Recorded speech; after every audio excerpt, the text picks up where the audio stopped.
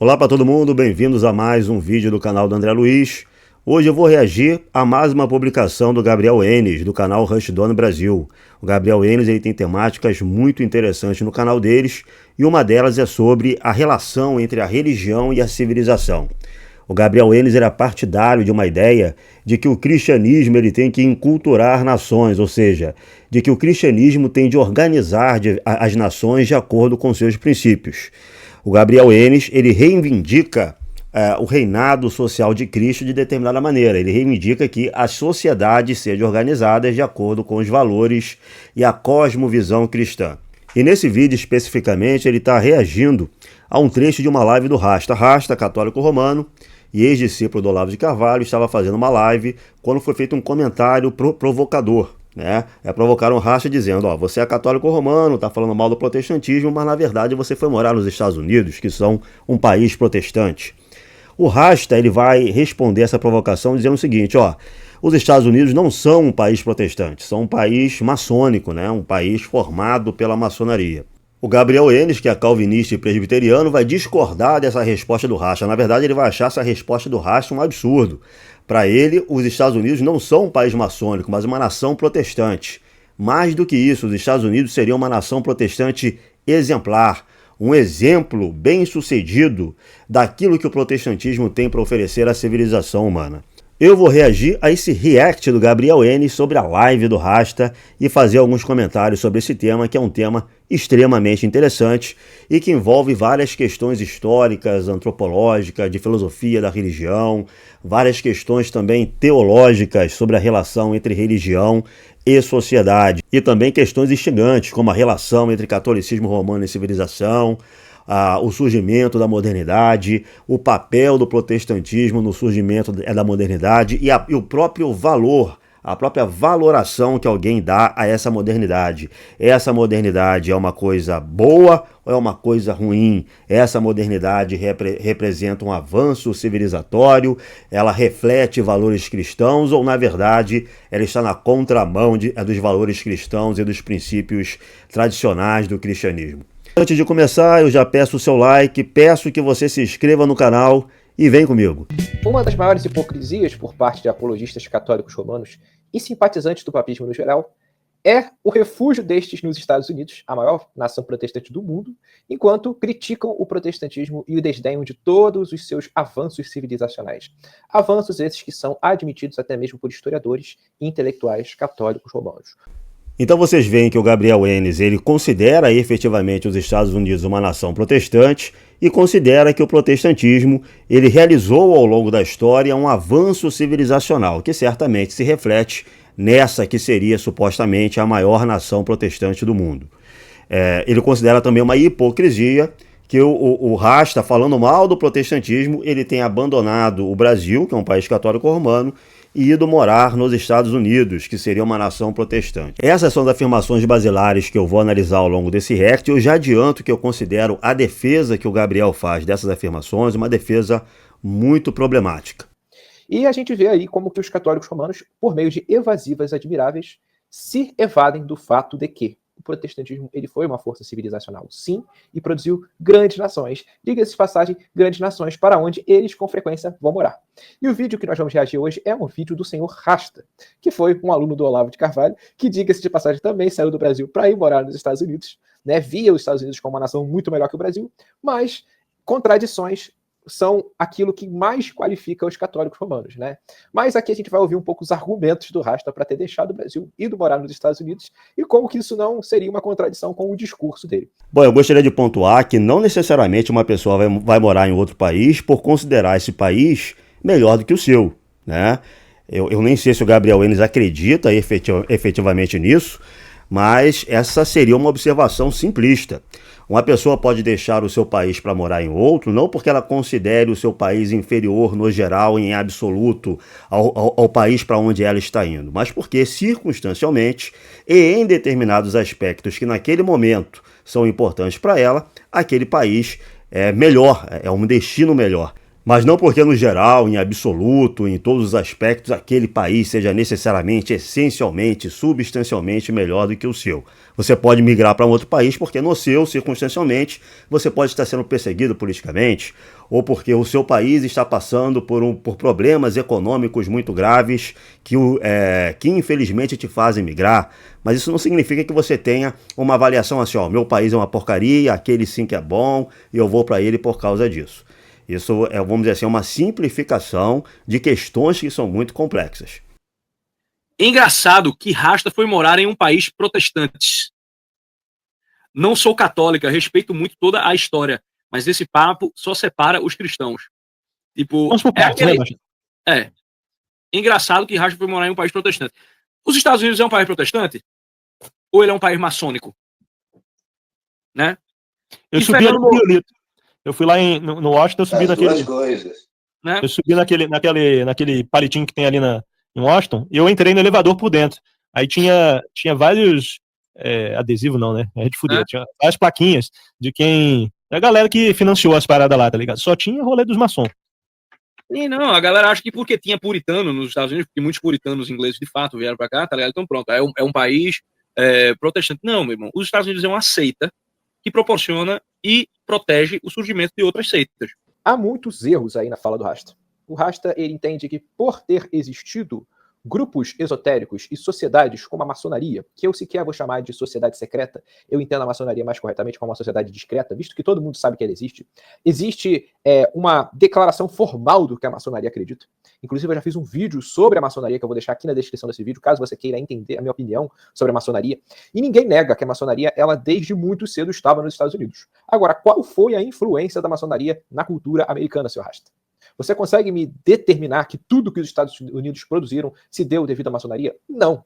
Inclusive, existe um historiador muito famoso que foi publicado pela Vida Editorial, chamado Eugen Rosenstock-Huessy, que ele faz uma autópsia do homem ocidental. E ele vai falar da história da França, da Inglaterra, da Itália, dos Estados Unidos, e como ele descreve a nação americana, como uma nação que ela teve uma influência protestante real. Nos Estados Unidos você tem uma continuidade da cristandade. Você tem várias igrejas, ou seja, as igrejas eram descentralizadas. Mas o cristianismo era algo hegemônico. Você consegue olhar para a cultura americana e apontar traços do cristianismo protestante nela. Traços que são manifestos desde dos primeiros séculos da colonização. O que você não vai ver em relação à maçonaria. Eu acho que se o Rasta estiver falando aquilo que o Gabriel Enes está dizendo que ele está falando, ou seja, de que a maçonaria permeou a cultura americana com seus princípios, com seus ensinamentos secretos, com seu esoterismo, com suas doutrinas ocultistas, eu acho que o Gabriel Enes está certo e o Rasta errado. Ou seja, os Estados Unidos não são, nesse sentido, um país maçônico, tá? Na verdade, mas eu acho que o Rasta não está dizendo isso. Na verdade, eu acho que o Rasta está reproduzindo a visão desse livro aqui.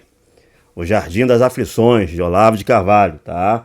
É um livro do Olavo de Carvalho dos anos 90, uma época em que Olavo de Carvalho ainda não tinha se transformado em um neocon histérico, não tinha se mudado para os Estados Unidos, para a Virgínia, e se tornado um neocon fanático, né? Um adepto aí do unilateralismo de George Bush Filho e etc. Esse livro é de um período em que Olavo de Carvalho ainda posava e se expressava como um católico conservador, e um dos elementos, uma das teses que ele defende nesse livro, é que os Estados Unidos são uma nova expressão do ideal ocidental de império. Seria um César redivivo, uma reedição do Império Romano. E nessa reedição do Império Romano, as elites dos Estados Unidos, as aristocracias, as oligarquias que comandam as instituições, o Estado e a política norte-americana, veja que ele está falando de elites e não de cultura popular, essas elites teriam a sua imaginação, seus valores formatados por uma religião, por uma religiosidade pagã, que ele descreve como maçônica.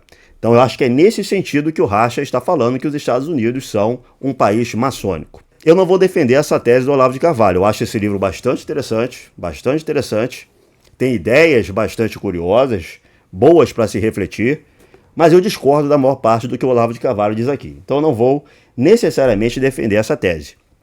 Mas eu acho que existe um ponto que está sendo, vamos dizer assim, negligenciado pela argumentação do Gabriel Enes, em que é permissível dizer que os Estados Unidos são, sim, um país maçônico, entre aspas. Veja bem, o papel da maçonaria nos Estados Unidos e na Europa do século XVIII e XIX não foi exatamente o de permear a cultura popular com valores esotéricos. O papel da maçonaria foi a de ser um centro difusor de ideias liberais e iluministas.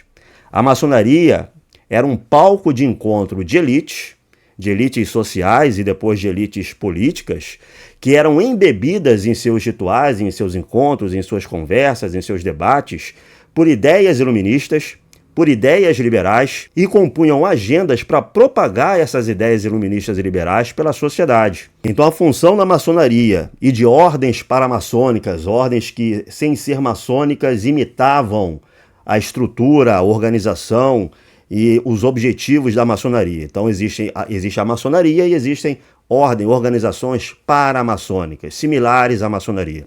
Então a função desse tipo de organização no Ocidente foi a de realmente criar um espaço de socialização, de reconhecimento, de debate e de articulação de um tipo de elite intelectual, social e política que vai revolucionar a sociedade em que eles se encontram, certo? Então, grande parte das instituições norte-americanas, grande parte não, as instituições norte-americanas, a Constituição dos Estados Unidos, a Declaração de Independência, a formação do Estado americano, deve muito mais a essa difusão de ideias originada na maçonaria do que necessariamente a cultura protestante. O Gabriel está correto quando ele diz que a cultura popular norte-americana ela é formada entre os séculos 17 e 19 por um protestantismo histórico e tradicional. O que eu estou chamando aqui de protestantismo histórico tradicional? É o puritanismo calvinista, é o pietismo, o pietismo quaker, a igreja episcopal. Então esse protestantismo histórico ele realmente vai modelar o imaginário, a sociabilidade norte-americana e vai se tornar hegemônico nos Estados Unidos, pelo menos até o início do século XX.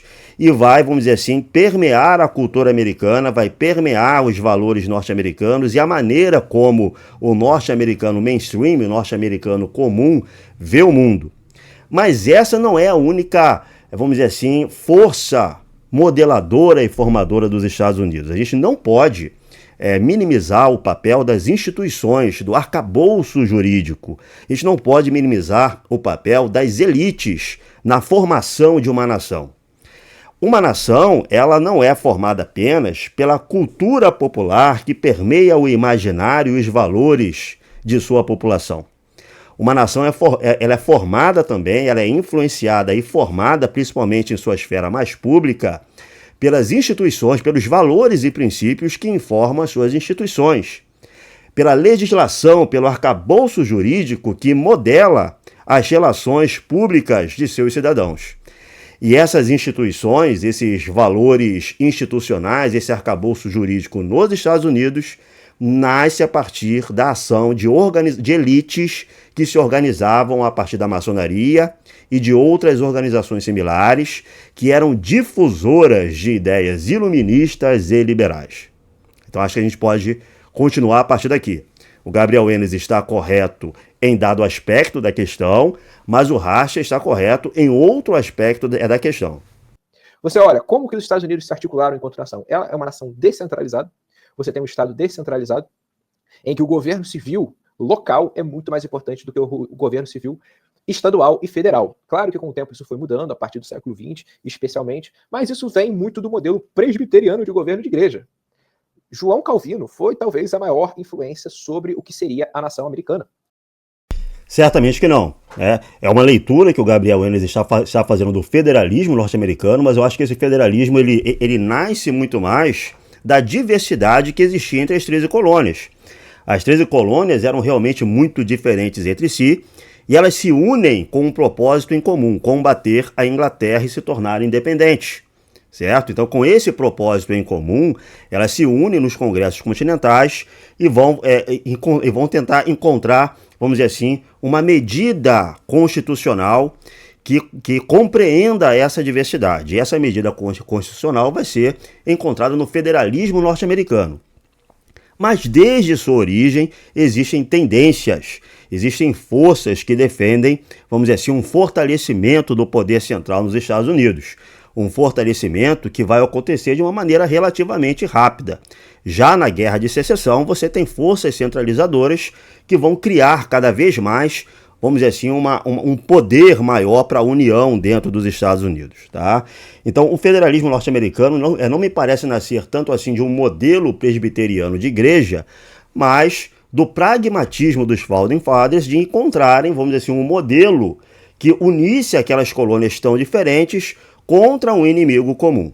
E se Calvino ele foi a influência mais importante na cultura popular norte-americana, no imaginário e nos valores desse cidadão comum norte-americano, a verdade é que as instituições e o arcabouço jurídico norte-americano, a Constituição dos Estados Unidos, a Constituição dos Estados, reflete muito mais outro João, que é o John Locke. O protestantismo ele deixou um legado na nação americana. Deixou um legado não apenas na maneira como a sociedade se articula, mas na sua ética do trabalho, mas na sua forma de ver o mundo. O protestante ele tem uma maneira de ver o mundo totalmente diferente do católico romano em vários aspectos. Como, por exemplo, o protestante, entendendo que o trabalho é uma vocação, é uma forma de glorificar Deus, ele não demoniza o trabalho, não tem uma relação com o trabalho como se aquilo fosse algo penoso e algo ruim por si só. Nós entendemos que a queda tornou o trabalho mais difícil, como é descrito em Gênesis capítulo 3. Não obstante, o trabalho é uma coisa boa. Enquanto a mentalidade católica apostólica romana, a mentalidade dos católicos do Brasil é de que o trabalho é um castigo. Vem de trivago, que é um instrumento, se eu não me engano, de tortura. É algo penoso. E você vê o catolicismo romano e as nações católicas romanas herdando essa ética da religião de Roma, que é uma religião que trouxe um desenvolvimento totalmente diferente para as nações onde influenciou, como o Brasil, seu Arrasca. Brasil do qual você saiu, porque o Brasil é um país muito ruim de se viver. Ninguém nega isso.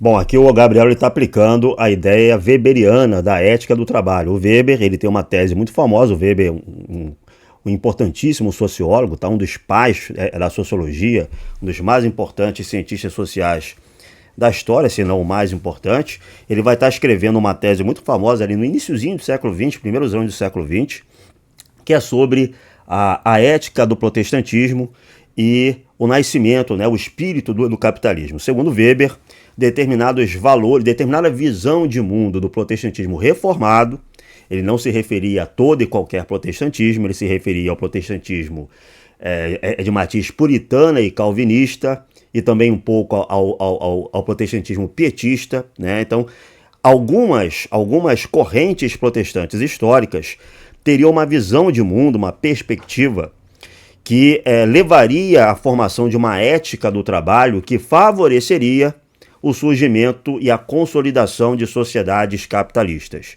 É uma tese muito famosa do Max Weber, uma tese problemática, na minha opinião, tá? E uma tese que tem de ser relativizada em diversos aspectos. Mas isso eu vou falar ao longo desse react. Eu gostaria de comentar essa afirmação do Gabriel Enes, de que ninguém nega que a vida no Brasil é horrível. Bom, eu nego, tá? Eu não acho que a vida no Brasil seja horrível. O Brasil é um país que tem diversos problemas em sua sociedade. Como outros países, como todos os países, na verdade, têm seus problemas. Daí a dizer que a vida no Brasil é uma grande porcaria por causa desses problemas é um salto que eu, por exemplo, não dou. Eu gosto de viver no Brasil, eu acho a cultura brasileira extremamente rica e eu faço apologia à civilização brasileira, né? Eu acho que a civilização brasileira tem parâmetros que servem, inclusive, de modelo para países como os Estados Unidos da América. Mas isso a gente discute depois. Vamos lá. As pessoas saem de um país que foi influenciado por uma cultura católica romana para um país que foi influenciado por uma cultura protestante. E isso que você falou sobre seitas, sobre grupos, como a maçonaria, existe até mesmo no catolicismo romano. Você pega o Brasil, procure entender quais foram as seitas e grupos iniciáticos que existiram ao longo da história do Brasil. Há vários. Existe a maçonaria desde muito cedo no Brasil também. Você tem ordens das quais todas as personalidades públicas que a gente fala aí do Brasil faziam parte. Especialmente a maçonaria. Se você pega a história do Brasil, os grandes nomes da história do Brasil eram maçons. Você pega o Rui Barbosa, você pega o José Bonifácio, que inclusive ele iniciou Dom Pedro em uma ordem iniciática. Isso é descrita pelo Gustavo Barroso, que é, diga-se de passagem, um historiador católico romano integralista, que flertava com coisas muito esquisitas. E ele vai falar sobre isso, ele vai falar sobre os judeus, vai falar sobre vários grupos que existiram no Brasil e tiveram uma influência muito expressiva no Brasil. Mas agora, isso eclipsa a mentalidade católica romana? Não. O Gabriel está correto em sua avaliação. A maçonaria teve realmente um papel tremendo no Brasil. A maçonaria teve um papel fundamental tanto no Império quanto na República Brasileira, mas ao mesmo tempo o Gabriel está errado, porque ele pensa que isso contradiz o papel que a maçonaria teve nos Estados Unidos. Pelo contrário, o papel da maçonaria no Brasil reforça o que eu estou dizendo. O Brasil não é um país institucionalmente católico romano, certo? Embora a população brasileira ela tenha sido moldada por certo catolicismo popular, e aqui eu estou dando ênfase ao popular que qualifica o catolicismo, a população brasileira não foi moldada por um catolicismo formal, um catolicismo doutrinário, rígido, uma catequese católica romana muito rígida. Mas existe um catolicismo popular muito profundo, muito arraigado na alma brasileira, no imaginário brasileiro. Então, ao mesmo tempo que a população brasileira ela é formada, tem o seu imaginário, sua cultura embebida desse catolicismo popular, as instituições brasileiras, pelo contrário, são instituições liberais e iluministas desde o seu início. Mesmo a monarquia brasileira, a estrutura imperial brasileira, era uma estrutura largamente influenciada por princípios liberais, muitas vezes imitando, inclusive, a monarquia inglesa. E quando a república é proclamada no Brasil, essa república ela vai se organizar imitando os princípios federalistas, iluministas, liberais e oligárquicos dos Estados Unidos da América. O Brasil vai se tornar os Estados Unidos do Brasil.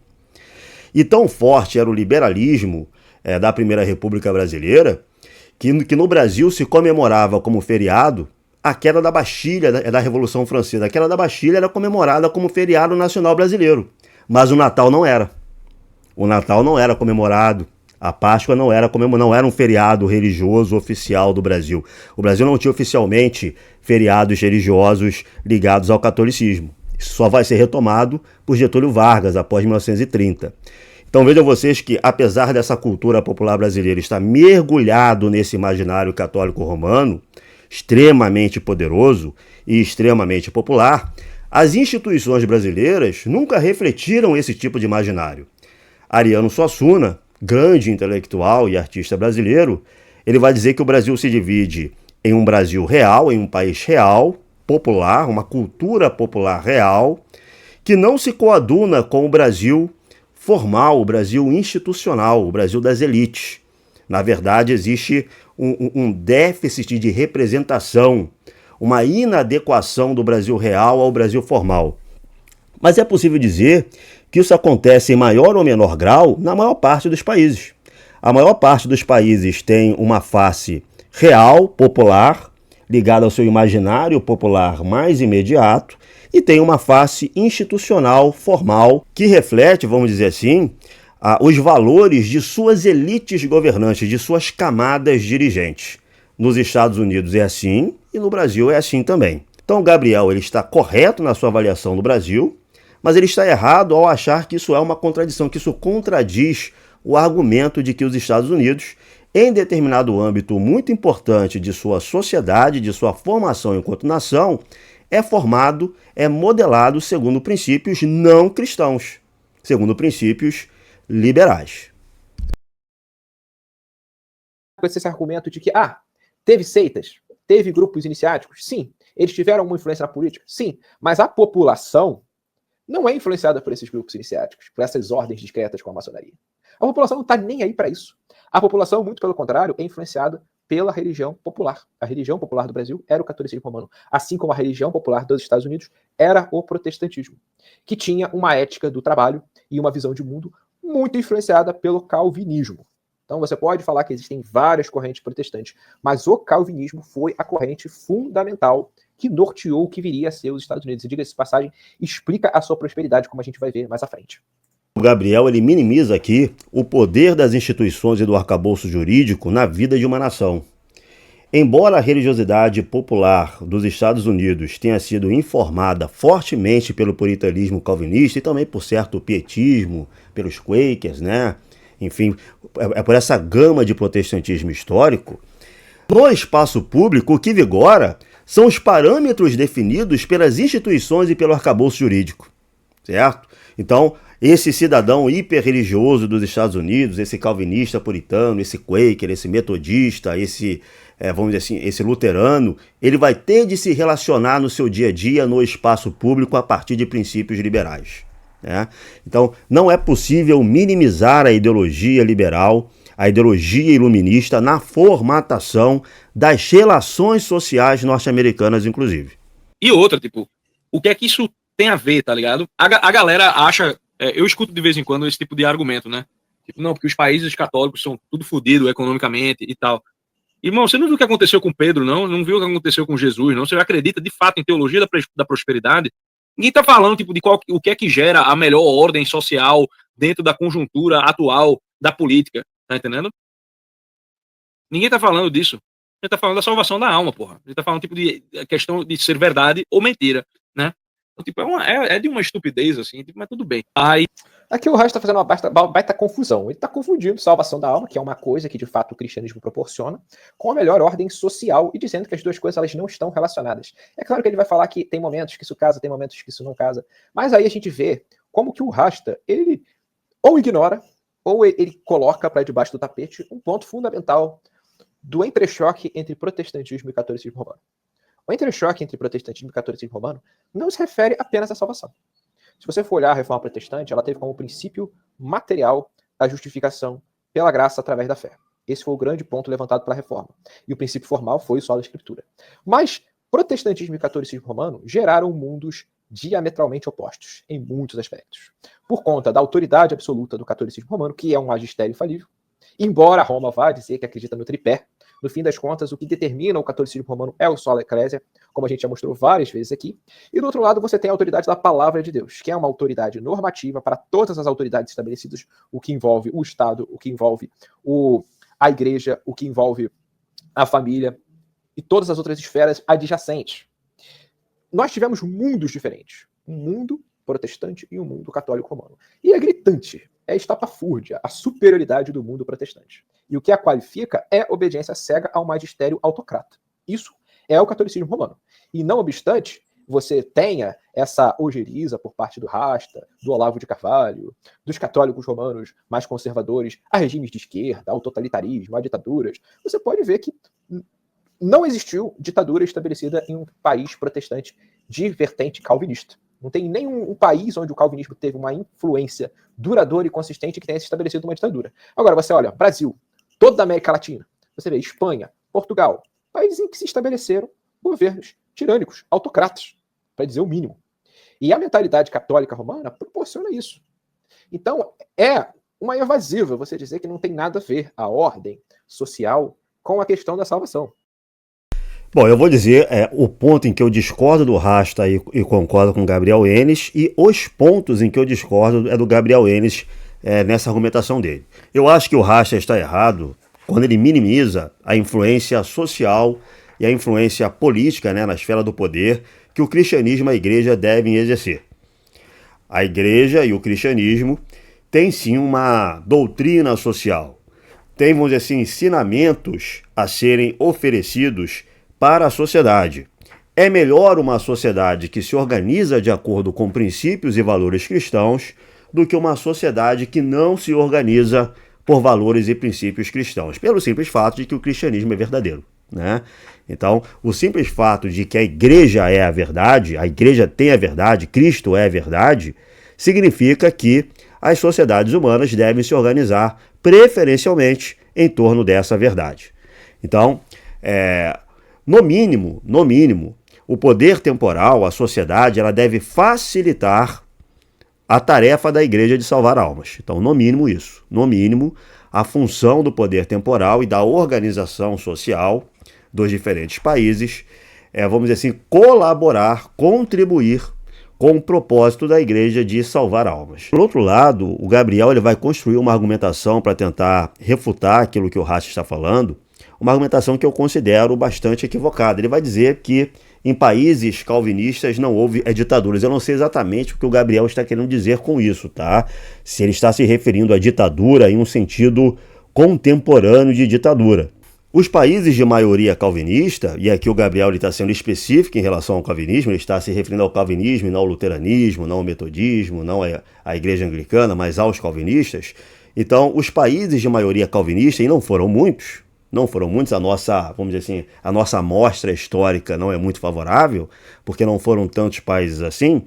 Então, os países de maioria calvinista, os países que tiveram regimes organizados segundo o calvinismo, não foram ditaduras, talvez no sentido em que a mentalidade liberal contemporânea definiria uma ditadura, mas organizaram sim regimes autoritários. Por exemplo, os Pilgrim Fathers, os pais peregrinos da América, né, os puritanos calvinistas que chegaram aos Estados Unidos no século XVII, a partir do Mayflower, e vão organizar a colônia de Massachusetts, eles vão criar um regime que era um regime largamente teocrático. Nós poderíamos definir como um regime teocrático. Era um regime em que só podia participar de cargos públicos quem fosse calvinista, inclusive só quem frequentasse os cultos religiosos, e o Estado e a Igreja agiam juntos para punir crimes, inclusive crimes contra a religião. Então, vamos dizer assim, não é um sistema muito diferente do que diversos sistemas católicos romanos. Eu não acho que, sob esse aspecto, seja verdade afirmar que o mundo protestante era diametralmente oposto ao mundo católico romano. Não me parece. O governo de Oliver Cromwell, durante a Revolução Puritana na Inglaterra, passou por fases ditatoriais. O historiador Christopher Hill, ele se refere ao protetorado de Oliver Cromwell, na Revolução Puritana na Inglaterra, como uma ditadura de natureza militar. Era uma ditadura.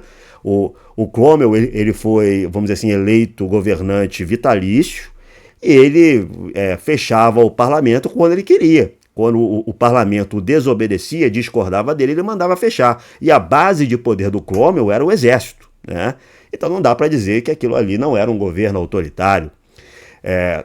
Diversos movimentos calvinistas e reformados, principalmente na América Central, vão se unir no século XX a movimentos nacionalistas e autoritários. O Gabriel ele citou o Gustavo Barroso, mas alguns movimentos protestantes tradicionais no centro da Europa, alguns deles reformados na Hungria, na Romênia, em outros lugares do centro da Europa, vão sim apoiar movimentos nacionalistas autoritários. A África do Sul, que durante todo o século XX foi um governo segregacionista, racista, se tornou quase que o exemplo paradigmático do governo racista e segregacionista, né? A África do Sul é um país formado vamos dizer assim, com larga influência dos boeres, com larga influência do protestantismo puritano. Veja bem, eu não estou dizendo que o segregacionismo racial da África do Sul é de responsabilidade do protestantismo calvinista. Eu não estou dizendo isso, pelo amor de Deus, até porque os belgas eram católicos romanos e também tiveram uma ação fortemente racista na África. Tá? O racismo era uma praga na Europa, né? Uma praga na Europa e no Ocidente em geral. O que eu estou dizendo esse país que tinha uma larga influência do protestantismo calvinista, tá? Na África do Sul, não dá para dizer que o regime desse país não era autoritário. Era uma democracia branca e um país majoritariamente negro. Então era obviamente um regime autoritário. Eu acho que a argumentação do Gabriel Enes, ela, vamos dizer assim, extrapola um pouco o que ele pode dizer com os dados históricos que a gente tem. O que a gente pode afirmar durante o século XX, é muito difícil você ter uma ditadura em países culturalmente protestantes. Mas eu acho que isso se deve ao fato de que esses países culturalmente protestantes, historicamente protestantes, são países hoje liberais.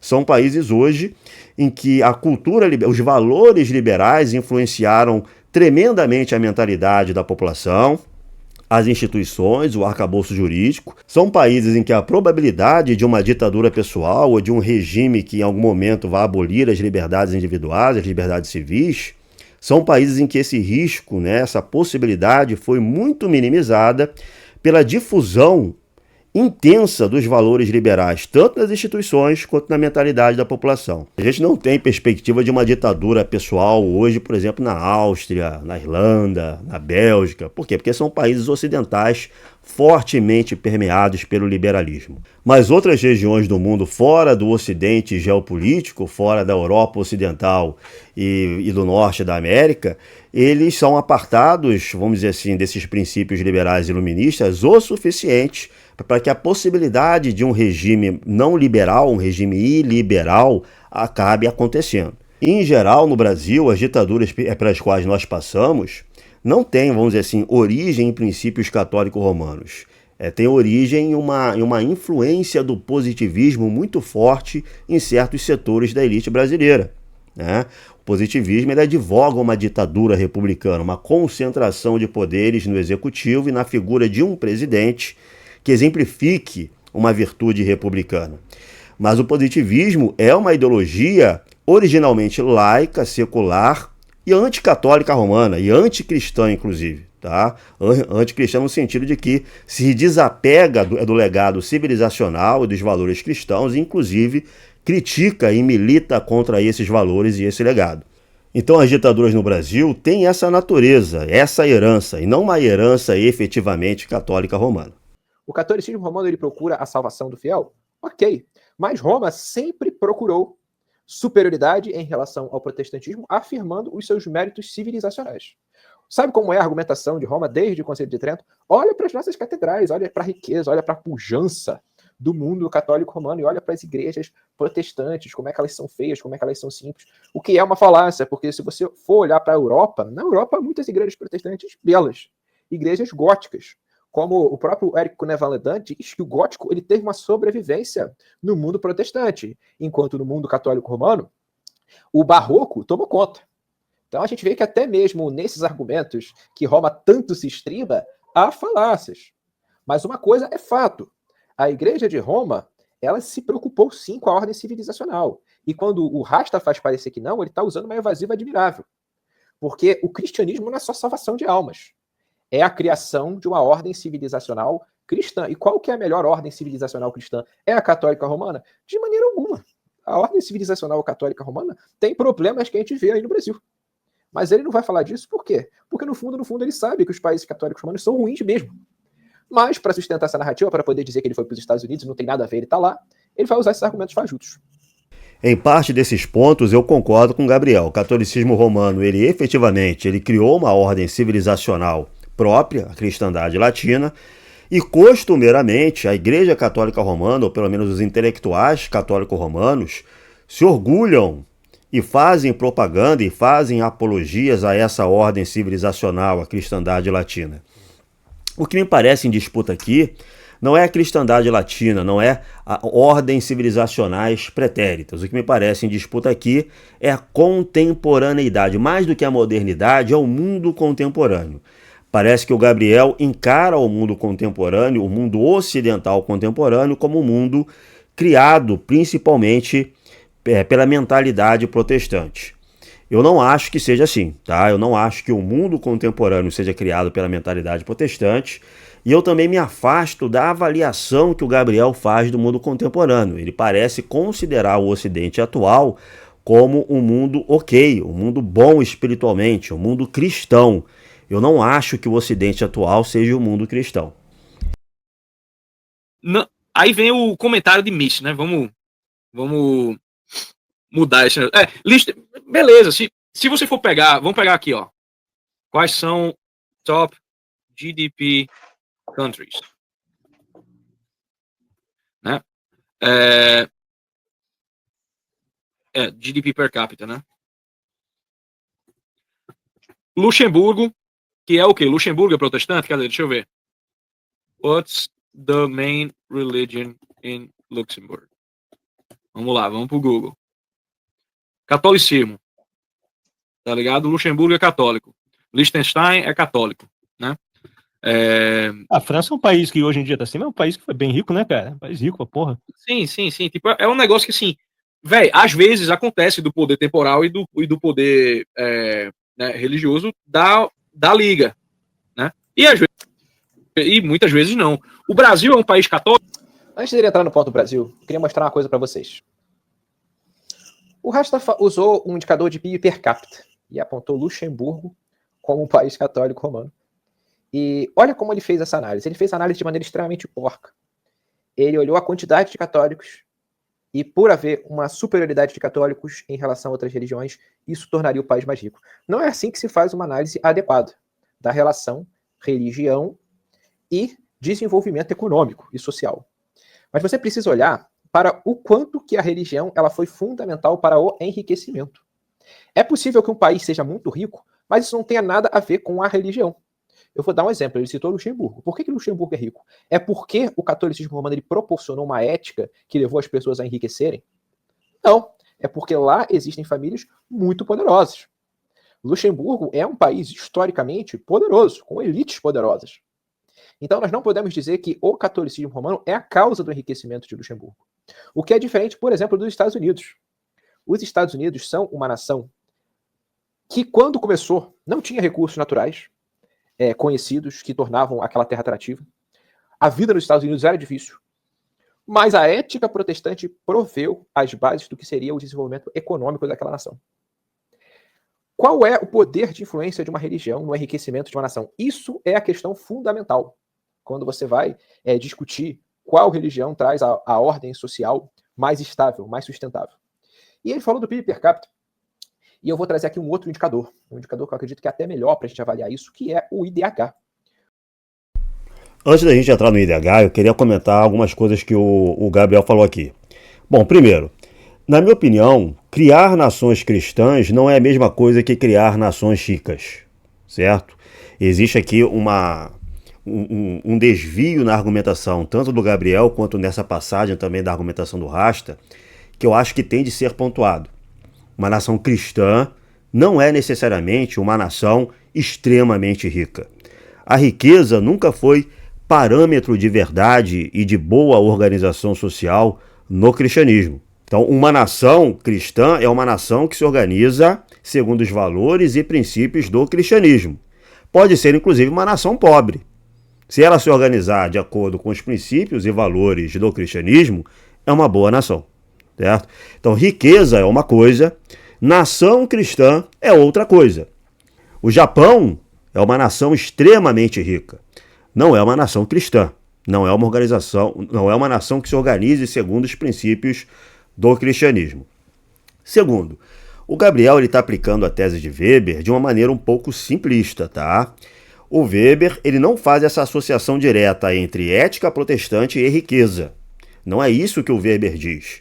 O Weber nunca diz que o capitalismo e a prosperidade nasceram apenas de uma ética do trabalho protestante. O que o Weber vai dizer é: em certas regiões, a ética do trabalho oriunda de algumas vertentes do protestantismo facilitou e ajudou a consolidação das relações capitalistas, certo? Os weberianos atuais eles vão inclusive relativizar muito mais essa afirmação de Weber. Eles vão dizer que essa afirmação de Weber, aqueles que concordam com essa afirmação de Weber vão dizer que ela é verdade dentro de determinado período da história do capitalismo. Então, dentro de determinado período da história do capitalismo, a ética do trabalho, oriunda de uma cosmovisão reformada, facilitou a consolidação do capitalismo. Mas Weber e os weberianos nunca vão dizer, nunca vão fazer essa ligação simplista entre ética protestante, capitalismo, riqueza. Não é exatamente isso que eles fazem. O que torna um país capitalista e o que torna um país capitalista um país rico, porque uma coisa é ser um país capitalista, outra coisa é ser um país capitalista rico, são coisas diferentes. Então, o que torna um país capitalista e o que torna um país capitalista rico é um conjunto complexo de fatores que não se reduzem a determinada ética religiosa. Isso é um consenso tanto para Weber quanto também para os weberianos atuais, certo? Então vamos analisar aqui os argumentos do Gabriel em torno do IDH. O IDH é o Índice de Desenvolvimento Humano. Ele mede o quanto numa nação as pessoas têm acesso à educação, a saneamento básico, a segurança.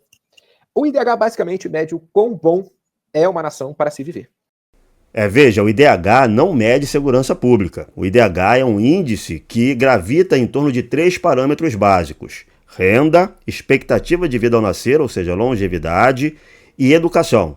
Então, ele é um somatório, uma medida que soma esses índices de renda, de educação, os índices educacionais e de longevidade para fazer uma régua comparativa entre os países. Mas ele não mede segurança, ele não mede desigualdade econômica, não mede outros fatores, né? Então, o IDH ele não mede todos os fatores, nem tudo aquilo que pode fazer um país ser bom ou ruim.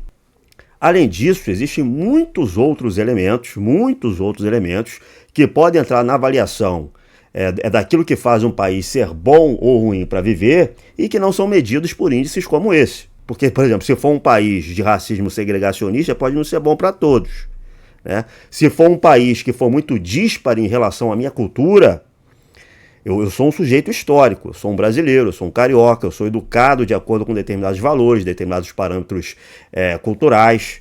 Eu gosto de determinada comida, eu gosto de tipo de relacionamento social, né, de certo tipo de afetividade social. Eu gosto de determinada música, eu gosto de frequentar determinados espaços. Eu tenho uma sociabilidade e uma mentalidade que é formatada pelo lugar onde eu nasci e cresci. Eu gosto de ver jogo do Flamengo, por exemplo, né? Então, por exemplo, se eu for morar em um país que não me permita ver jogo do Flamengo, eu vou sentir falta. Se eu for morar em um país em que a comida for muito díspare em relação àquela que eu gosto, eu vou sentir falta. Se eu for morar em um país cuja sociabilidade é muito mais fria, é muito mais reservada em relação àquela que eu estou acostumado no Rio de Janeiro, eu vou sentir falta. Então existem muitos parâmetros daquilo que faz um país ser bom ou ruim para viver e que não entra em um índice como esse, que é um índice restrito mesmo quando a gente se restringe, se limita, né, a, vamos dizer assim, índices, a fatores que podem ser mensuráveis, que podem ser bastante objetivos, como índices educacionais, por exemplo. É necessário ter cuidado em relação a isso. Vamos lá. E aqui vamos ver quais são os países que têm o maior índice de IDH. Noruega, país protestante. Historicamente protestante. Austrália, historicamente protestante. Suíça, terra de Calvino. Dinamarca, protestante. Países Baixos. Alemanha, onde aconteceu a reforma. E a Alemanha, diga-se de passagem, ela tem muito católico. Mas quando é para falar bem da Alemanha, eles vão falar que lá é bom porque tem muito católico. Quando vão falar mal, vão dizer que é por conta do Lutero. A Alemanha está aqui. É, de maneira indiscutível, um país que teve uma influência do protestantismo. A reforma aconteceu lá e foi um país que teve uma profunda influência de Martinho Lutero. Eugen Rosenstock-Huessy, autor que eu cito bastante, menciona isso. Ó. Você tem Irlanda, Estados Unidos, ó, a maior nação protestante do mundo, onde o senhor Rasta está, ele saiu do Brasil, que é um país que se você for procurar aqui no IDH, você vai penar para achar, tá? Você vai achar o Brasil lá para baixo. Né? Vou botar até aqui um Ctrl-L, Brasil. Vamos ver se a gente acha o Brasil. Ó, tá no 75º lugar o Brasil. Ele saiu do Brasil para ir para os Estados Unidos. Aí você vai olhar Canadá, Nova Zelândia, protestante, aí que tem Singapura, Hong Kong, que não tem essa influência. E se você continuar, você vai ver um monte de país protestante aqui. Por que esses países protestantes estão aqui? Porque o protestantismo proporcionou um desenvolvimento dessas nações. Eu vou fazer essa avaliação que o Gabriel está fazendo. Eu não sei porque ele está mostrando o IDH de 2014. Eu vou pegar o IDH mais recente. Então eu abri aqui na Wikipedia, que tem uma lista dos países organizados pelo Índice de Desenvolvimento Humano, tem um ranking dos países, e é o ranking mais recente, acho, que é o de 2023. Então, em primeiro lugar do ranking, a gente já tem um problema para a tese do Weber. Tá? Se a gente aplicar a tese do Weber de maneira simplista, a gente já tem um problema aqui. A Islândia está em primeiro lugar. Bom, as pessoas vão me dizer, mas a Islândia é um país protestante. A Islândia é um país de luteranismo tradicional. E o luteranismo tradicional não é o tipo de protestantismo que, segundo Weber, vamos dizer assim, facilitou, ajudou a consolidar a ordem capitalista. Para Weber, o luteranismo tradicional estava fora da sua equação, certo? A forma de luteranismo que teria ajudado a consolidar essa ordem capitalista seria o pietismo, não o luteranismo tradicional. Então aqui já é um problema, porque apesar de ser protestante, é de um protestantismo que não está contemplado pela tese de Weber. Aí você tem a Noruega, que é luterana, tá? É luterana, mas teve uma influência pietista. Você tem a Suíça, que tem larga influência católica também, mas também tem influência calvinista. Você tem a Dinamarca, que é luterana, mas também tem uma influência pietista lá. É luterana tradicional, mas tem uma influência pietista. Aí você tem a Alemanha. Bom, a Alemanha é meio a meio em termos católicos e protestantes. Agora, ela também é um problema para a tese do Weber. Porque, apesar do luteranismo alemão ter larga influência pietista, na Alemanha, as regiões católico-romanas têm o IDH superior às regiões luteranas. Na Alemanha, se a gente dividir a Alemanha por regiões religiosas, as regiões em que predomina o catolicismo romano são as regiões mais industriais, mais ricas, de maior renda e de maior IDH. Então, é um probleminha também para a tese weberiana. Bom, você tem a Suécia, que é um luteranismo tradicional, mas com influência do pietismo. A Austrália é anglicana, né? Anglicana, com larga influência católica romana também, né? Mas é anglicana. Holanda é calvinista. Hong Kong nem cristã é. A Bélgica é católica romana. Tá mais um probleminha para a tese weberiana, porque a Bélgica está aqui no top 10, né? É um dos países de maior IDH do mundo e é católica romana. A Irlanda também é católica romana. Aqui você tem Singapura na 13ª posição, empatado com o Reino Unido. Singapura não é um país cristão e é um dos países de maior IDH do planeta. Então também é um probleminha para uma aplicação simplista da tese weberiana. Emirados Árabes Unidos. O IDH dos Emirados Árabes Unidos é maior do que o IDH dos Estados Unidos, que seria, segundo o discurso do Gabriel Enes, tá, o maior país protestante do mundo. Então, um país muçulmano está na 15ª posição, certo? E tem um IDH extremamente elevado. O Canadá para cada protestante que existe no Canadá, você tem 2 católicos. Então não dá para dizer que isso aqui é um país protestante, certo? É um país mais católico do que protestante. Liechtenstein, católico romano.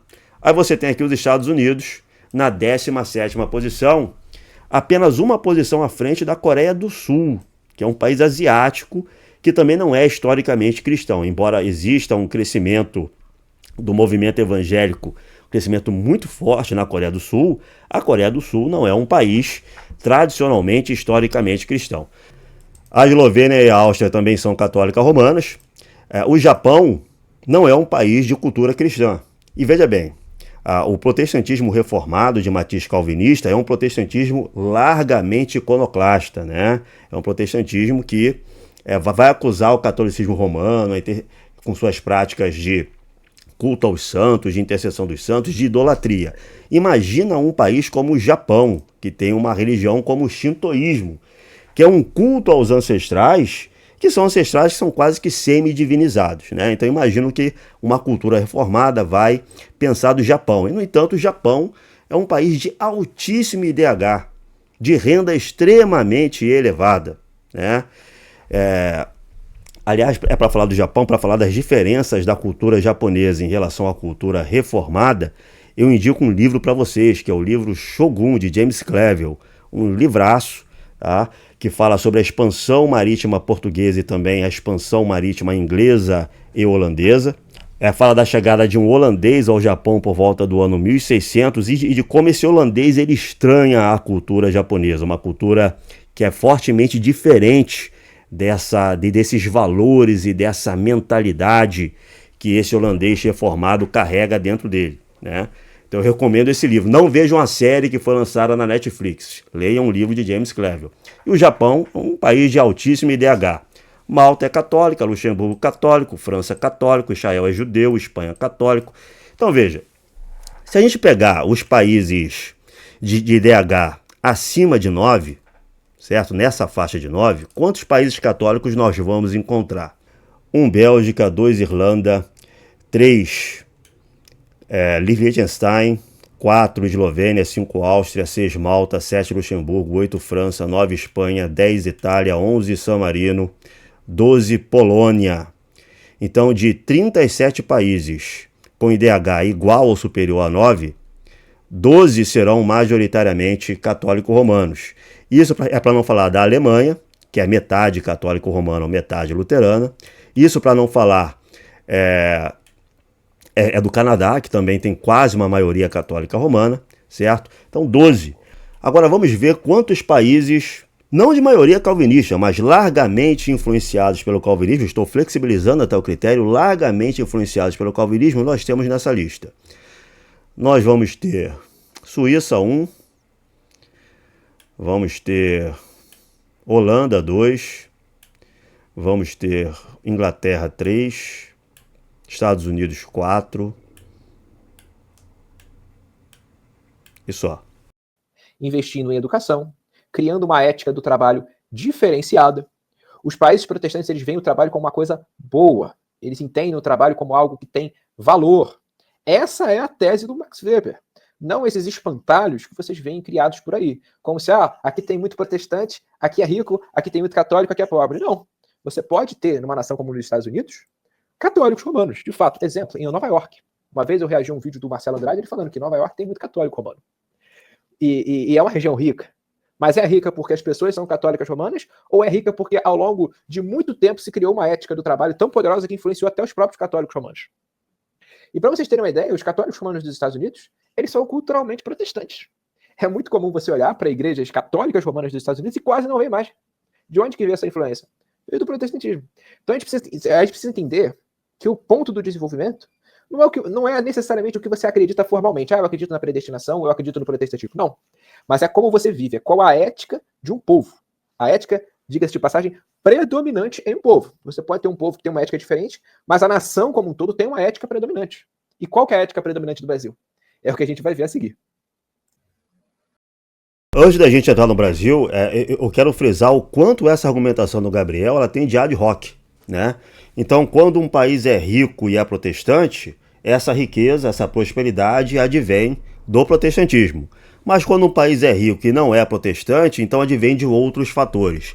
Não era isso que Max Weber fazia, certo? Max Weber, ele não via essa correlação direta, como eu disse antes, entre protestantismo e riqueza.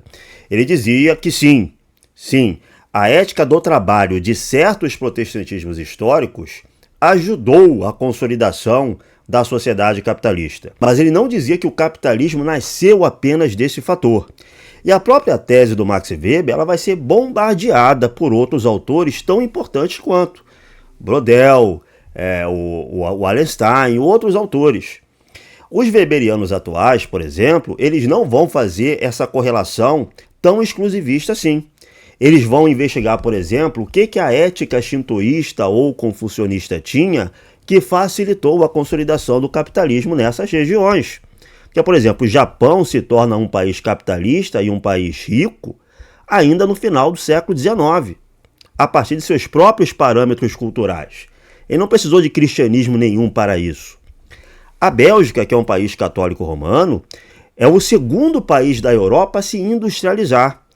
E a Bélgica, já no final do século, já no final da Idade Média, Flandres, né, a Bélgica atual, que engloba ali aquela região de Flandres, já era uma região proto-industrial, já era uma região rica dentro dos parâmetros europeus. As cidades comerciais italianas da Idade Média, que dominavam o comércio no Mediterrâneo, Gênova, Veneza, Milão, tinham burguesias comerciais extremamente poderosas, certo? Muito antes do nascimento do protestantismo. Então os weberianos atuais, eles sabem de tudo isso. Eles não têm essa visão assim tão simplista. E tipo assim, o Gabriel acha que o capitalismo atual, ele funciona ainda de acordo com uma ética do trabalho, de austeridade, de poupança, que é a ética que o Weber via no protestantismo. O Weber ele vai dizer que determinado tipo de protestantismo histórico, não qualquer tipo, mas determinado tipo de protestantismo histórico, vai levar a uma forma de encarar o trabalho de uma forma racional, instrumental, disciplinada, ligada a valores de contenção individual que vão incentivar a austeridade, a poupança, a dedicação ao bem comum da sociedade. Então, esse tipo de ética do trabalho que Weber identificava em certas formas de protestantismo, ele vai dizer que vai ser uma das causas, vamos dizer assim, um dos facilitadores, um dos meios pelos quais o capitalismo ele vai se consolidar de forma mais rápida em determinadas regiões da Europa. Como eu disse, essa é uma tese contestada atualmente, porque ela tem muitas dificuldades de explicar outras questões históricas, como a Bélgica, como as cidades comerciais italianas, como o Japão. Mas independente do valor dessa tese, hoje em dia existe quase que um consenso acadêmico que essa ética do trabalho não é necessária mais ao capitalismo atual. Eu recomendo que vocês leiam obras de Lipotevsky, de Bauman, de Colin Campbell, de Sennett, que vão mostrar que o capitalismo pós-Segunda Guerra Mundial ele depende muito mais de uma ética hedonista, uma ética consumista, ou seja, de uma forma de se posicionar no mundo muito diferente da austeridade protestante tradicional. Mesmo as pessoas que trabalham muito no capitalismo atual, elas trabalham para enfiar o pé na jaca depois, para consumirem tudo, para serem hedonistas depois. Então, essa é a ética pela qual funciona as relações capitalistas atualmente, inclusive nos Estados Unidos da América, que é um país de alto desenvolvimento capitalista, de um capitalismo altamente avançado. Vamos dizer assim, o narcisismo, o hedonismo, não é austeridade. É só você comparar, por exemplo, a maneira como o protestantismo tradicional via o lazer, via o entretenimento, e a maneira como o lazer e o entretenimento é encarado na sociedade capitalista atual. O papel, o peso que a cultura do entretenimento tem. O protestantismo tradicional, ele desconfiava ferrenhamente do lazer e do entretenimento. Daí a ética da poupança, da austeridade, da contenção. Hoje não, você tem que se entreter de todas as formas possíveis, porque isso é consumir. O capitalismo atual realizou a máxima antiga de Mandeville. Vícios privados, virtudes públicas. Quanto mais vícios você tiver e quanto mais vícios você quiser satisfazer, melhor para a estrutura do capitalismo atual. E isso é quase que um consenso acadêmico atualmente. A ética do trabalho protestante, além de não ser exclusiva como facilitadora cultural na consolidação do capitalismo, daí porque as pessoas, os weberianos atuais, estudam os componentes éticos shintoístas, confucionistas, etc., tá? Além de não ter esse papel de exclusividade, hoje em dia ela foi deixada de lado. Hoje em dia ela foi suplantada por outro tipo de comportamento social muito mais adequado à sociedade capitalista desenvolvida da segunda metade do século XX e principalmente do século XXI. E tem como lema na bandeira ordem e progresso, não dá para dizer muito bem um país católico, né? Assim como não dá para dizer que os Estados Unidos é um país protestante, né? Dá para você dizer talvez que a Noruega seja um país protestante. Noruega está no primeiro lugar no IDH, né? Diga-se de passagem. Mas uma coisa que o Rasta falou aqui, que é um argumento puramente falacioso, é o de desqualificar o Brasil como um país católico romano e desqualificar os Estados Unidos como nação protestante. Por que o Rasta está fazendo isso? Porque os Estados Unidos é bom e o Brasil é uma porcaria. Se fosse o contrário, ele diria que o Brasil é assim por conta do catolicismo romano. E aqui eu volto a dizer, todos os argumentos da apologética católica romana são argumentos ad hoc. Não existe argumento que, se você analisar a fundo, você vê consistência. E eu não estou exagerando. Raciocinar ad hoc é o modus operandi dos apologistas católicos romanos. Quando eles defendem algo que faz sentido, eles estão defendendo o cristianismo, que é precisamente aquilo que eles concordam com a gente. E quando eu estou falando de católicos romanos, vejam bem, irmãos, eu não estou falando de estudiosos católicos romanos. Se você pegar a minha lista oficial da Universidade do Brasil, tem autores católicos romanos nela. Eu leio autores católicos romanos, eu recomendo a leitura. Eu estou falando dessa trupe aí, do senhor Rasta, dos apologistas que vocês veem bombando aí na internet. Eles raciocinam de forma ad hoc. Eles procuram desqualificar o protestantismo dos seus méritos reais, enquanto hiperbolizam o papel do catolicismo romano. E aqui, o Rasta, sabendo que o Brasil é um país horrível de se viver, ele vai desdenhar da influência católica romana, sendo que o Brasil foi um país que durante séculos teve uma presença esmagadora de católicos romanos.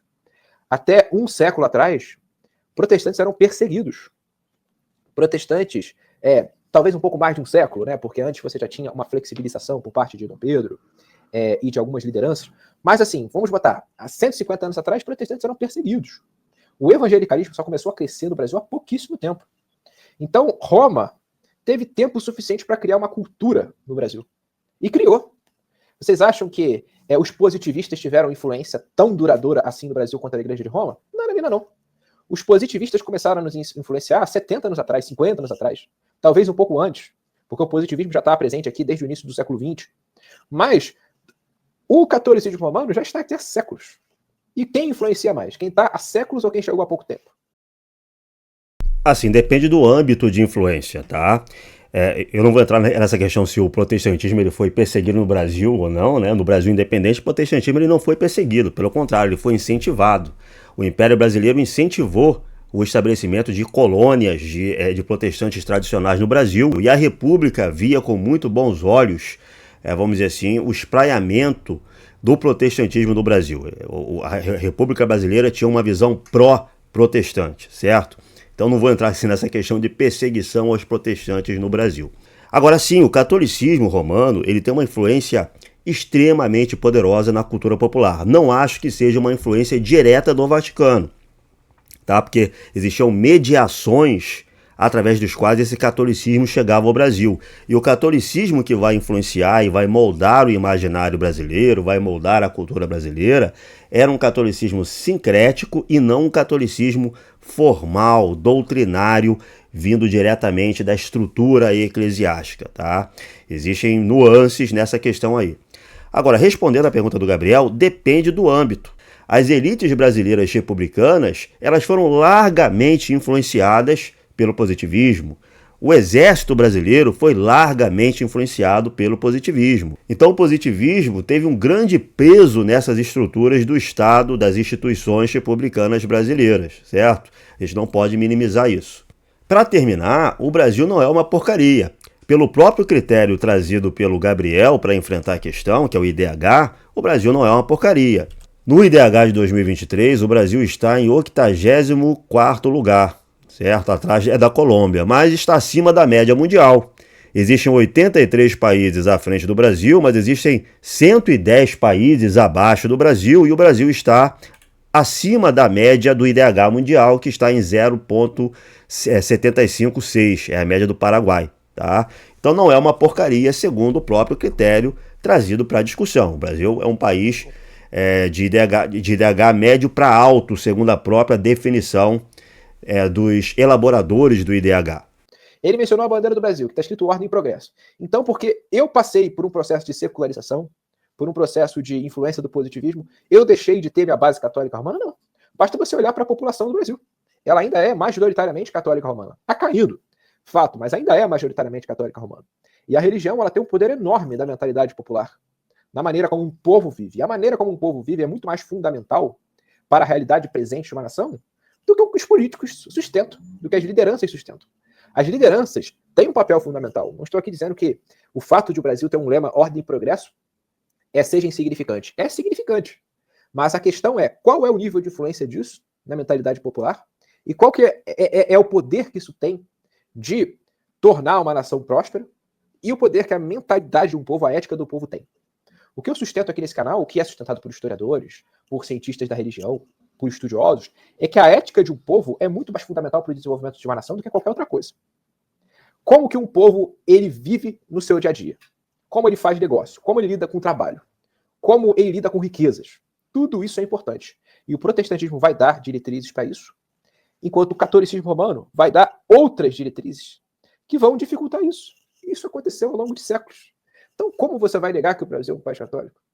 É engraçado que, até pouco tempo, se vangloriava de que o Brasil é o maior país católico do mundo. Porque, de fato, é. Agora, já se começa a questionar isso. Por quê? Porque todo mundo sabe que o Brasil é um péssimo lugar para se viver. Então, a argumentação do senhor Arrasta é completamente ad hoc. Né? Embora tenha um monte de ateu lá, né? Mas, assim, existe uma certa hegemoneidade muito grande, assim, na população. Né? Então, tipo, tá de brincadeira, né, velho? Tá de brincadeira. Aí, tipo... Ele tá falando aí da questão do ateísmo nos países protestantes, aí especialmente da Noruega. Eu vou fazer um vídeo inteiro só para falar sobre isso. Os católicos romanos, eles costumam atacar o protestantismo falando que as nações protestantes têm muito ateu. Só que um ponto que o catolicismo romano não se atenta é que o protestantismo é muito mais rigoroso na hora de considerar alguém protestante do que o catolicismo romano. O catolicismo romano entende que se você batizou na igreja católica, você é católico. O senhor Rasta não pensa assim, mas o catolicismo romano, via de regra, pensa assim. Ah, você é batizado na igreja católica? Você é católico romano. E vejam bem, muita gente que é quantificada como católico, nessas nações católicas onde supostamente o ateísmo não chegou, você tem ateísmo. Você tem ateísmo por parte de pessoas que são contabilizadas como católicas romanas. Se você perguntar para qualquer pessoa na rua, qual a sua religião? Se o sujeito ele não vai na igreja, ele é completamente irresponsável, ele é, como esses daí chamam, católico de IBGE. Ele vai falar que ele é católico. Por quê? Porque ele foi batizado na igreja católica, porque ele participou de algumas missas, quando era criança, que seja. Hoje ele não vai na igreja, mas ele se considera católico. Agora, se você pergunta para um evangélico, que não está indo na igreja, que está indo para balada, está fazendo tudo errado, ele não vai falar que ele é evangélico. Ele vai falar que ele é um desviado. E que no momento ele está sem religião. Ele não se sente à vontade de se dizer evangélico. Então, você se basear nesses dados puros, sem uma análise apropriada, é falacioso. Eu vou fazer mais pra frente um vídeo só falando sobre isso. Eu acho que o Gabriel, assim, com todo respeito ao Gabriel, tá? Eu peço desculpas, isso não é um ataque pessoal a ele, mas ele está mergulhado em wishful thinking quando ele fala dessa questão, certo? Os países protestantes tradicionais do Ocidente, Europa Ocidental e Norte e América do Norte, Estados Unidos inclusive, são países com índices de prática religiosa ridículos, certo? Os índices de prática religiosa de uma Holanda, vamos falar da Holanda, que é um país culturalmente, historicamente calvinista, certo? Mas os índices de prática religiosa dentro da Holanda são ridículos.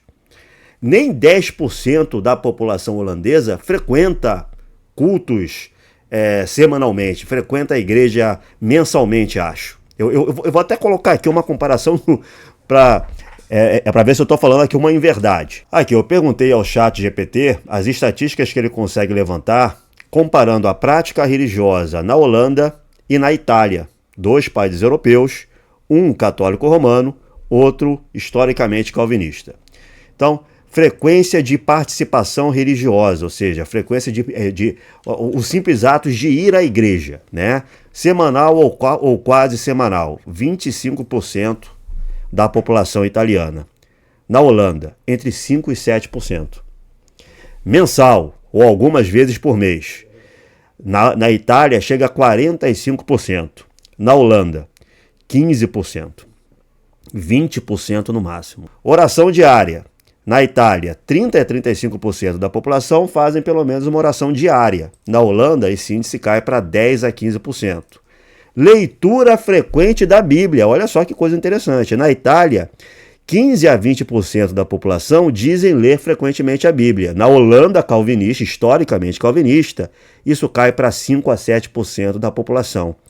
Participação em festas religiosas. Na Itália, mais da metade da população diz participar de festividades religiosas, enquanto na Holanda, historicamente calvinista, esse índice cai para 10% a 15%. Eu pedi uma comparação entre a Irlanda católica romana e a Dinamarca, tá? Então, na Irlanda católica romana, participação semanal em cultos chega a 25% da população, enquanto na Dinamarca luterana cai para 5% a 7%. Participação ocasional. Na Irlanda chega a 40% a 45% da população, enquanto na Dinamarca cai para 15% a 20%. Eu comparei agora a Polônia católica romana com a Inglaterra anglicana. Polônia, frequência semanal a cultos, 30% a 40% da população. Inglaterra, cai para 5% a 10%. Polônia, frequência mensal aos cultos.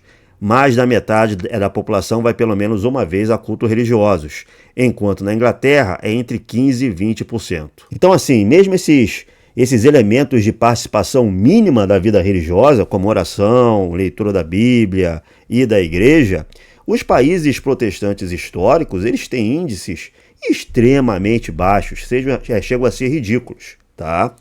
E se a gente falar de filiação religiosa, quando você pergunta, por exemplo, às pessoas nos Estados Unidos o que elas dizem acreditar, os números são impressionantes. Porque, veja só, o Gabriel ele está defendendo que os Estados Unidos é um país protestante.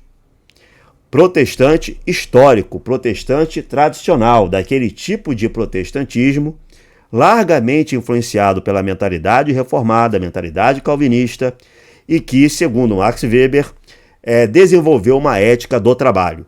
Mas será que é assim?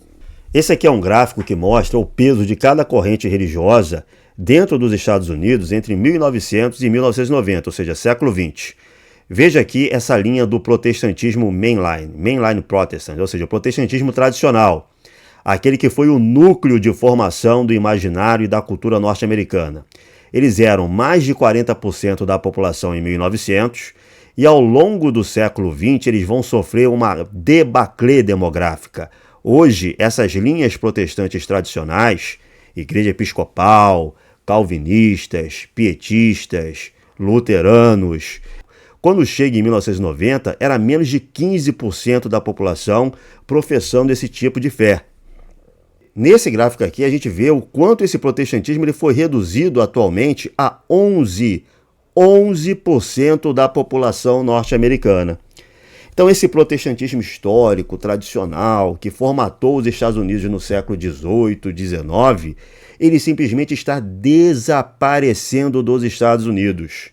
Para cada norte-americano que professa esse tipo de fé protestante tradicional hoje em dia, existem 2 católicos romanos nos Estados Unidos. Existem mais de 2 evangélicos. A situação nos Estados Unidos é de tal monta que, mesmo que a gente somar esse protestantismo tradicional com os movimentos evangélicos, dá menos de metade da população. Menos da metade da população norte-americana atual se diz protestante ou evangélica. Alguém pode argumentar, mesmo assim, a cultura norte-americana ainda está embebida desses valores, desse imaginário, dessa mentalidade herdada de seu passado protestante tradicional. Bom, na minha opinião, esses gráficos demonstram uma transformação sociocultural. Não se trata apenas de uma mudança na declaração de fé. Os Estados Unidos estão perdendo os seus traços protestantes tradicionais. A cultura norte-americana, ao longo de todo o século XX e também do século XXI, vem passando por uma transformação capital, substancial. Ou de onde vocês acham que vem, por exemplo, a defesa da ideologia woke nos Estados Unidos? São alienígenas que defendem aquilo nos Estados Unidos? São alienígenas que defendem o abortismo nos Estados Unidos? São alienígenas que vão defender, por exemplo, os direitos LGBTIQIA+, nos Estados Unidos? São alienígenas que vão defender nos Estados Unidos os valores liberais, individualistas, hedonistas? São alienígenas que estão defendendo nas universidades americanas essas teorias anticristãs que têm grande influência na juventude e na sociedade norte-americana? É claro que não, são forças políticas, sociais, culturais, intrínsecas ao próprio país. Achar que os Estados Unidos são ainda hoje uma América profunda, de valores austeros, de valores calvinistas tradicionais, eu peço perdão aqui ao Gabriel Enes, mas é puro wishful thinking.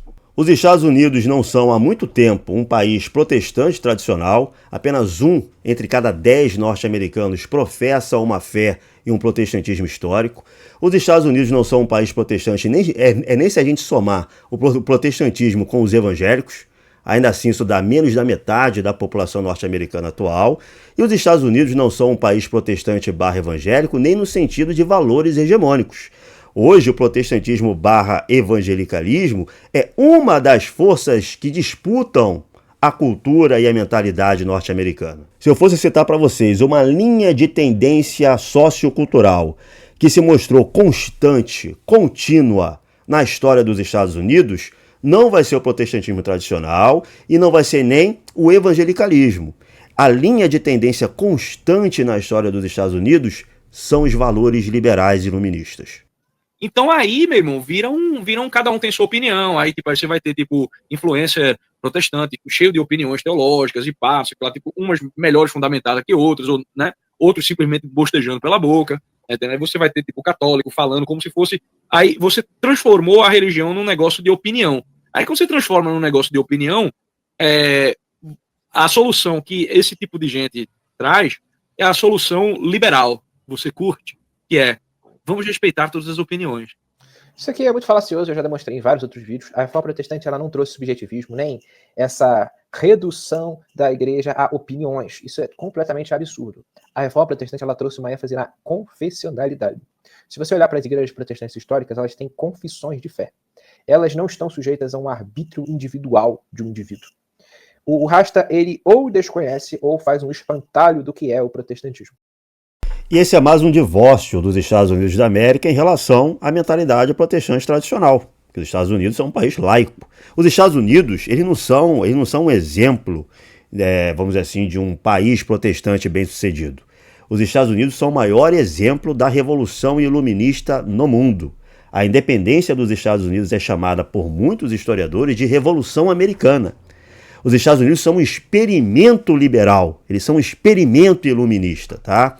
E quando eu digo isso, eu não estou negando aqui, eu não quero que o Gabriel pense e que os protestantes e os evangélicos que estão me ouvindo, estão assistindo esse vídeo, imaginem que eu estou negando as contribuições civilizacionais e meritórias do protestantismo ao mundo. Já que a gente está falando aqui de cultura, basta citar, sei lá, Johann Sebastian Bach, a reforma educacional, né, a valorização da educação primária. Não que a educação tenha sido negligenciada totalmente no catolicismo romano. Isso também é um espantalho, né? Como os católicos romanos criam muitos espantalhos em relação aos protestantes, muitos protestantes também criam espantalhos em relação aos católicos romanos. Os católicos romanos tiveram uma ênfase muito forte no ensino universitário.